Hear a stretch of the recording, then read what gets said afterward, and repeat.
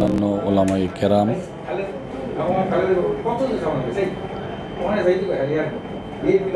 এ সময়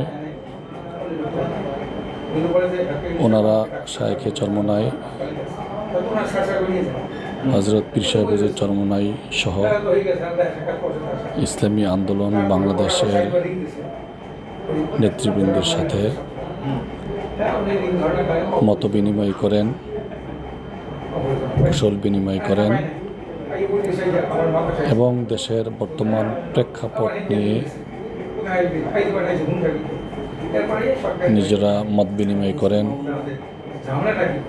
সাথে সাথে কিভাবে ইসলামী দলগুলোর মধ্যে আগামী পথ চলা সুন্দর হয়, উম্মার জন্য কল্যাণকামী হয়, এ সমস্ত বিষয় নিয়েও আলাপ আলোচনা করেন। অত্যন্ত আন্তরিকতা ও সুন্দর পরিবেশে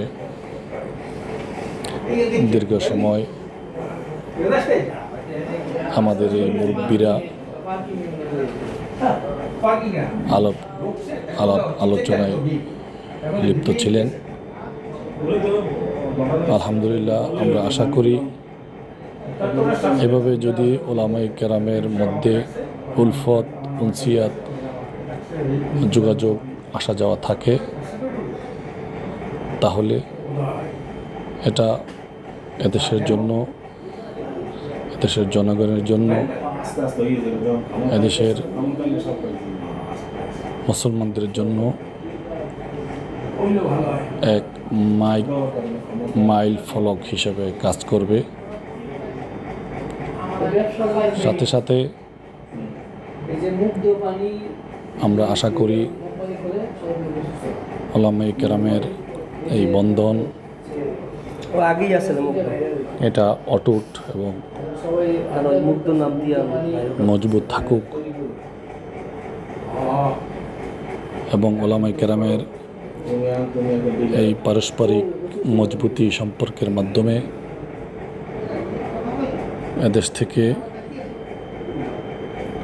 ইসলাম বিদ্বেষী, খোদাদ্রোহী, দেশদ্রোহী সকল প্রকার অপশক্তির মূলোৎপাটন ঘটিয়ে এদেশকে একটি কল্যাণ রাষ্ট্র হিসাবে প্রতিষ্ঠিত করা সম্ভব ইনশাআল্লাহ। এবং